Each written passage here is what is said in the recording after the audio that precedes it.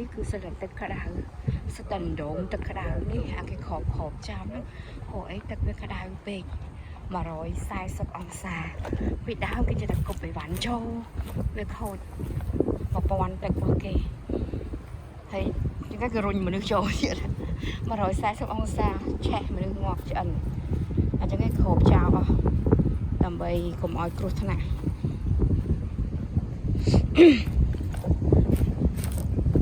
នេះច្រើនណាសិតតែដងនេះក៏លូទឹកលើភ្នំចុះមក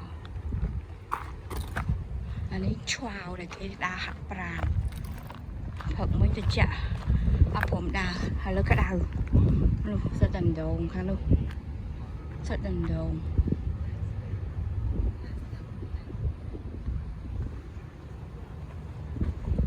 ហើយគេទៅ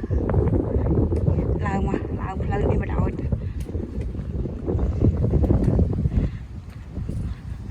Hello buddy Hello buddy កូនចាប់គួរឲ្យស្អាតជីបជីបជីបជីបជីបជីបជីបជីបជីបជីបជីបជីបជីបជីបជីបទៅហើយអូខ្លោចទៅ hiking នេះលូទឹកគេប្រព័ន្ធទឹកអាហ្នឹងទឹកហ្នឹងអាទឹកក្តៅហ្នឹងវាបោកពីទឹកភ្លៀងហើយវាធ្លាក់ចុះមកនៅលើដីហ្នឹងវាជ្រាបចូលទៅក្នុងដីពីមួយជាន់ទៅមួយជាន់មួយជាន់ទៅមួយជាន់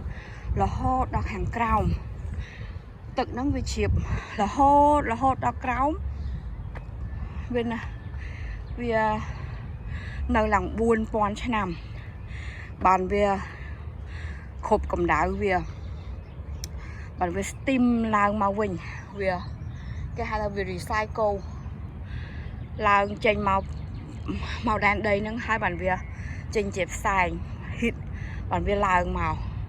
ហើយបានវាឡើងមកដល់លើនេះវាដល់កន្លែងច្រើនពេកទៅវាហូរ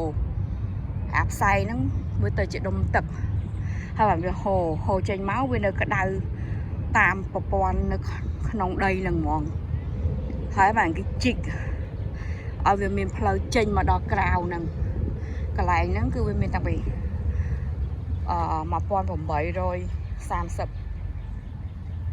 រហូតដល់1870បានគេចាប់ផ្ដើមធ្វើប្រព័ន្ធទឹកចេញមកដល់ក្រៅបានព្រោះអត់ពីដើមទេគេចូលទៅក្នុងភ្នំទៅងូតអាទឹកហ្នឹងព្រោះឯទឹកហ្នឹងវាគឺថាបរិសុទ្ធសតយកមែនតើគេយកមកព្យាបាលជំងឺគេហៅថា rehab therapy ជាសះស្បើយ